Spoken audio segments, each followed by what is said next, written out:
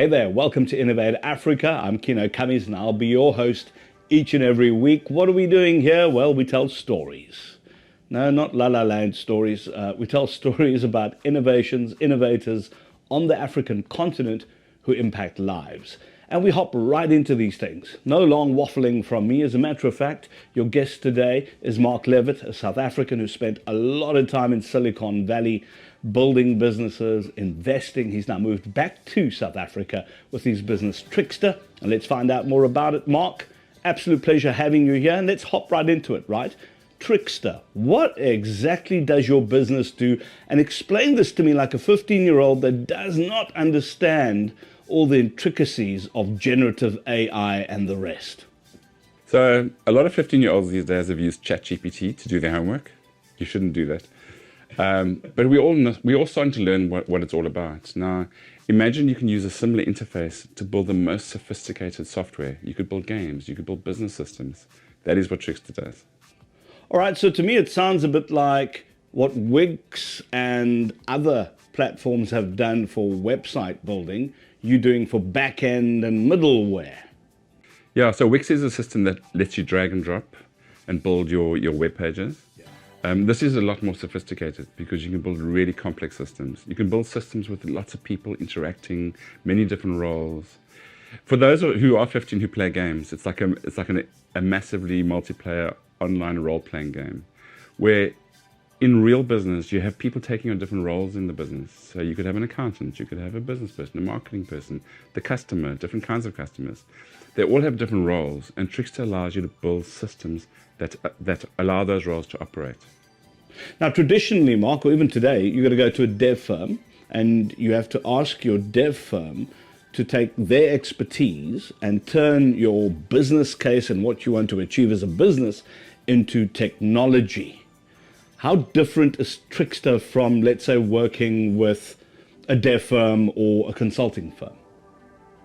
A lot of the problems in consultants building stuff for you is that you have to communicate what you actually want. And often people who don't understand technology will communicate wrong, or they'll communicate in a way that the technology company will understand differently to what you actually want. What Trixta does is it lets you define your business in very simple terms, and it'll auto-generate the underlying software for you. It'll actually show you what it thinks are the different elements of your business. It gives you a place to start, and once you have that, you can start tweaking that to be exactly what your business is, merely by talking to it or by typing to it. It actually writes the software for you while you're talking. I mean, that's fascinating. It really is. And I'm one of the people that applauds this type of thing. This type of efficiency is really what we need in business. But some would look at this and say, well, this is the end of jobs the way we know it, especially if you're working for a dev firm or something like that, something of that nature. Would you agree that we could lose jobs? Yes, I do think we're heading towards a world of change. You know, Trixta's part of that, but AI is changing the way things are working. It's changing it already, and it's going to change it at a much faster and faster pace over the next few years. And so what's going to happen is certain jobs will be lost and other jobs will be created, but almost everyone's going to feel change in their job. The way you work is going to change. You can use these systems to help you. So you're going to do things differently. Companies may hire different kinds of people who have different skills based on that. But if you can scale up and actually learn how to use these things to your own favor, then you'll have a stronger place. But having said that, when I look at software development, it's been kind of a black art over the last 5 decades. You know, we've built computer science a certain way. All of that's about to change. And the way coders code software is about to change. And I think even coding itself is going to go away as a thing. But building software isn't just coding. You know, building software is complex because there's a product element, there's a communication, there's business people. It's far more than just coding. So somebody who calls himself just a coder, that's not true. They're actually a software developer. And being a software developer is a whole series of skills. We're now going to have automation and ways to actually build software better. But it will change the composition of certain teams in building out new software. It's not going to be like it was before. In the entrepreneurial world, you'll start a company, And typically it'll be one or two people in the early stage. One of them might be a business person, one of them might be a tech person. Very quickly you'd hire 4 or 5 tech people and still keep one business person, because you're doing something hard, which is building tech. It's always been hard, and it takes very specialized skills, and that's the way it's been. It's starting to change now. So now what's happening is companies are coming out, Microsoft's coming out with tools where it'll do coding and that type of thing. It'll assist your coding, or it'll even do some of it for you. So people are starting to think, well, in the future, we're going to have maybe the same business people, but less tech people. So it'll cost me less to start a company. And that's true, it would. I don't think that's where the world's going to end up, though. I think what's going to happen is that business people will have tooling that allow them to express their system, like Trixta, where you can express your system. It does a lot of the underlying software for you. And you'll only bring in coders or previous coders to do certain technical things, maybe write some code, but they'll come in after the fact. They won't have to sit in your office all day long as part of that core team anymore. And I think what you'll find is that there'll be more business people in a startup company and less technical people who are there just to be technical.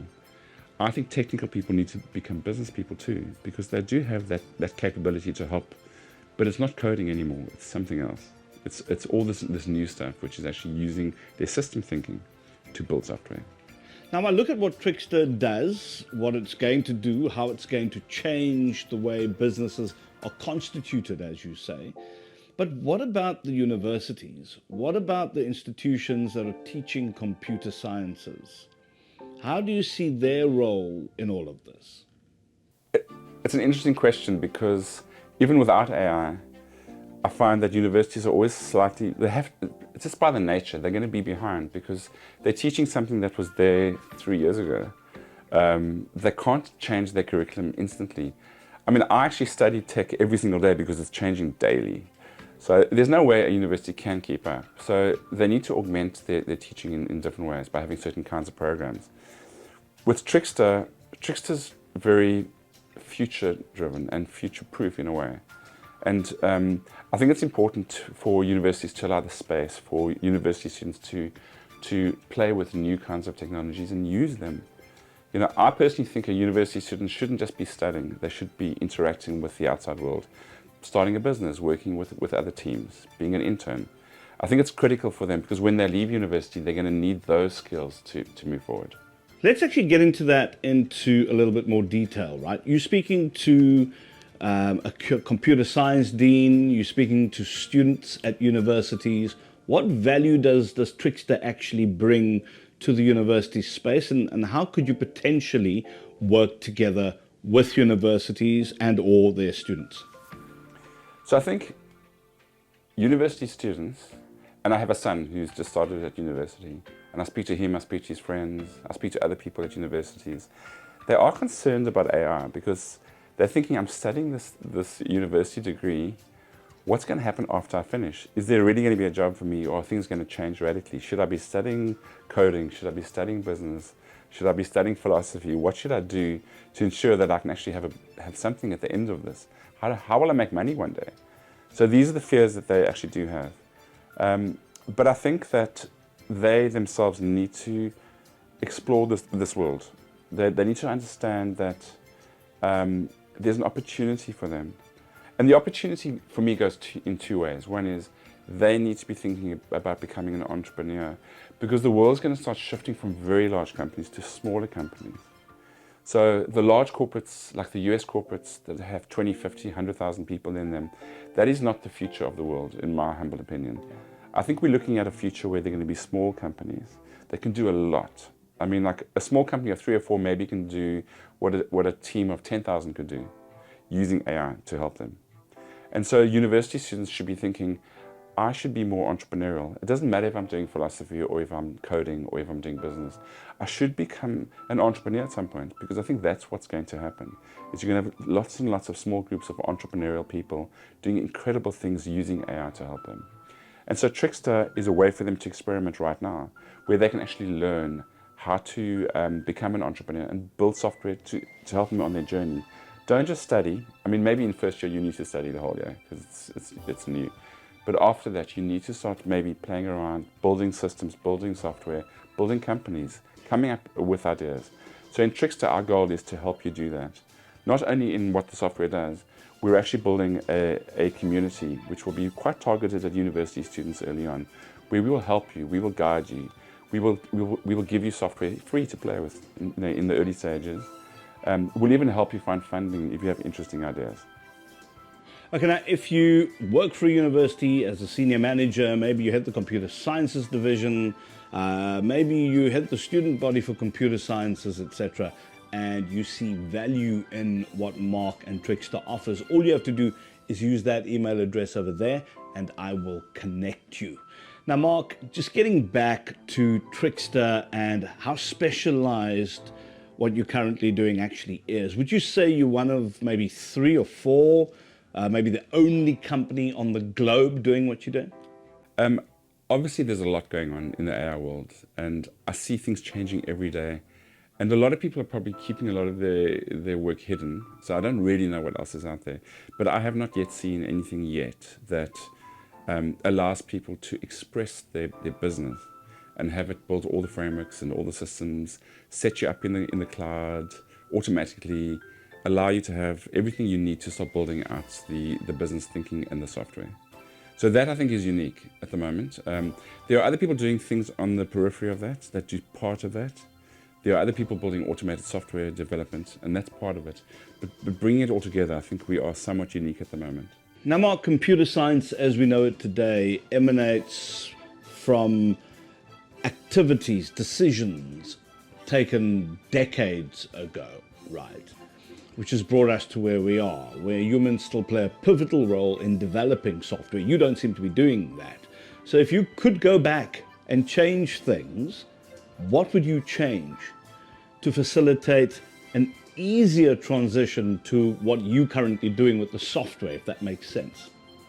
The one movie that I love is Terminator, where the AI goes back in time to make a change that'll help their own future. So they go out to kill John Connor's mother, so he never gets born, so he never attacks the AI systems and the robots. But if we could go back in time to 1973, which was a pivotal moment in computer science, if we could change the way computer science would move forward over the next 50 years, it could be changed in a way that's actually more conducive to AI working better. A lot of software and computer science has been built in a way to make it easier for humans to work with. But if humans weren't as important in terms of the building, then there could be a very different way one builds software by changing computer science totally. So Trixta has reimagined how to build software from the early days. And because of that, it allows us to use AI in a different way to what other people are using. We're not using traditional software. We're not using every aspect of the way that people think of building software. We have a new way. And all new ways of building software is based on some form of abstraction. I'm not going to get too technical on that, but that abstraction is the core of Trixta that allows us to express in language what you're trying to build, and that's how it's able to build this better.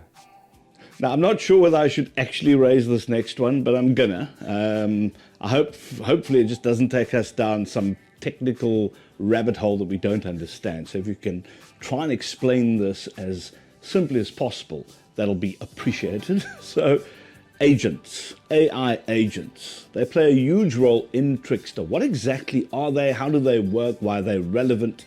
And why do you think they're the future? You know, all of us have started playing with GPT and other products like that to do our homework, amongst other things. But if you think about GPT, it can't change the world itself. You can ask it a question, write me a song, write me a poem, write me some software code, draw me a picture. You ask it something, it responds by giving you something back. But that doesn't change the world, that doesn't run a business, that doesn't do any of that stuff. It needs some form of agent to do something. And in our case, in this case, in the early case, the agent is a human. The human has agency to do stuff in the world based on the results it's getting from a GPT. But what if you could have agents that are not human, that are software agents, that have the capability of interacting with the world? They can call APIs, which is a way to integrate into other systems and make them do stuff. They can create payment systems. There's a whole series of workflows they can do. And if you do that, the agent, in conjunction with the GPT type model, allows you to do far more than humans just working with GPT. Okay, let me try and do this in even more layman's terms. So if I'm speaking to this system, right, and I give it a suggestion saying I want to change something or I need a different type of functionality, that system then, or through its agents, will be able to come back with a solution and then ask me whether or not I would like this particular solution implemented. Is that kind of how it works? Yeah, and I think that's a good way of expressing it, because there's two ways you can go. You can have agents that just do things without asking you, which in some cases may work. Not if it owns the nuclear codes. You don't want it to go off and do anything. So, but the idea of having a human in the loop, where the human can think, no, that's a dumb idea. Yes, agent, I know you're a genius, but I don't want to do that. Or, great idea. In fact, let's do even more. Why not take your idea and add something to it? So by working with agents, they can go off and do things. They can research things. They can execute on things, if you allow them to. And what's actually happening in the world right now is that 2023 was very much a year of a large language model like GPT, like ChatGPT. 2024 is this new emerging concept of agents. And what they've now learned, and what we also do, is this concept of a mixture of experts. So an agent maybe has a certain skill. So instead of having a general agent that knows everything, which some people think is the way it's going to go, it's not necessarily going to go that way. Instead, what's more likely is we're going to have a series of agents that have a very specific skill. So you could have one agent that knows a little bit about a certain kind of law, or you might have an agent that knows how to do a certain aspect of marketing. But what is even better is if you have a swarm of agents, like a team of agents, where each of them have different skills, but they interact with each other. And by doing that, you actually it allows you to have highly trained agents in one specific niche area, cooperating with other agents and also cooperating with humans. By doing it that way, you get far better results than just a general agent that knows everything. Mark, here we are talking about all these things that you are doing, things you're doing today that'll change our future. It's busy changing our future, and you're a driving force behind all of this. But where did your own personal journey begin? Always love hearing that. When I was young, in high school, I had a big interest in certain things. I was a chess player. I ultimately actually became 4-time South African chess champion. I won about 100 events. I was already starting to win tournaments, like large events in South Africa in high school. I also had an interest in film, so I had this very creative, in how I approach things. And my father felt I should be a professional. So I went and did a BCom. I did auditing and tax and that type of thing. I was going to become an auditor. But after the BCom, I felt it wasn't really me. And I did this course in programming. It was a 2-year diploma. And I studied C programming. And I loved it so much. I mean, I just loved it. And you could actually work at your own pace. So I did the 2-year course in 5 months. But at the end of it, I then had to think, now what, And to be honest, I never felt, I don't know what the right way to express this is, I never felt a normal person who could go and get a normal job. So the only thing left for me was to become an entrepreneur in a way. I didn't feel employable, I still don't, to be honest. But I felt like I was an entrepreneur. And what I found was, even though I didn't love doing auditing and I did enjoy tax and some accounts, I had that business background, but I had this desire and yearning for tech.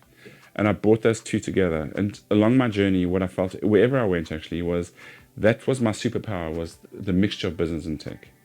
But along the way, I started companies. I had some failures. I had some successes.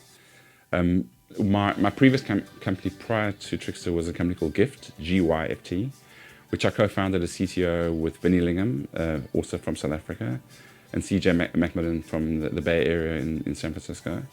And we built this company really quickly. Google Ventures invested in us. Ashton Kutcher's company invested in us. And then we ended up selling I moved to the US with my family and most of my team. And then we sold the company to a large payments company in the US. And that was like amazing for me. You know, it was a good outcome for us financially. I really loved the whole environment of being in Silicon Valley. And but along my journey, I always found one thing. I was never happy with the way people build software. I could see the problems from the business side and from the tech side. And in almost every venture that I did, we would always come up with a new way to build software that broke the rules of computer science. And that actually helped me rethink and reframe where I thought technology should go. And then that became my driving interest. And Trixta arrived, you know, at a point where I'd come up with certain ideas of how one could totally radically change computer science. Going back to 1973. 1973 was the year that C emerged as a language, and some other ideas came out. And the C language thrived, even though it's not ideal in certain ways in the new world order of technology. Whereas these other ideas were hidden, and I kind of went with the other path. And so then when I started Trixta, I decided to build a team in South Africa, because I'd often build teams in South Africa rather than in the US. Firstly, it's cheaper, but I really liked South African teams. I liked working with teams in Cape Town, and I also worked in Johannesburg. And so through that journey, Trixta began. It was a radical idea that most people didn't understand, and we were talking about AI and natural language before GPT. But over time, we started to attract people into the company who just loved this. And from that, we built out our systems over a number of years.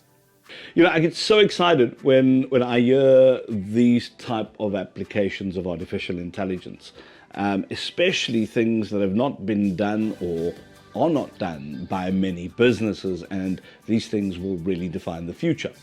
But it shouldn't be here, the two of us, sitting having a conversation. As a matter of fact, I think you should be included in this. We should actually take this to spaces, whether it be a university or elsewhere, where you can interact with the likes of Mark. Mark, what do you think of that? Building community around these groundbreaking technologies so that we don't only build Africa, but Africa can help build the world. Yeah, I'm very keen. And I mean, all I can say is that we are actually starting to build out our community, and it's going to be a software-driven community. We really want to focus on university students, young people, but entrepreneurs of all ages are welcome to join. And Africa is really interesting for us because of the youth and the desire in Africa to leapfrog using technology. We see Africa as a really important place for us to focus on. In Africa, the median age is around 20. In Asia and Europe, it's about 40. So Africa is ripe for taking advantage of these new technologies and leapfrogging the world. Well, Mark, thank you very much, man. Fascinating, really fascinating listening to you, and I'm even more excited about the future, actually, when I hear about all the things you're doing. And this is not where it ends. We'll get you more businesses like Trixta, more people changing the world. But it's not only going to be a talk shop. As a matter of fact, we're going to try and find opportunities for you to meet these entrepreneurs to see if we can create links, synergies, maybe even collaborations, so that we can all build the world together right here from Africa. Have a good one, and I'll see you next week.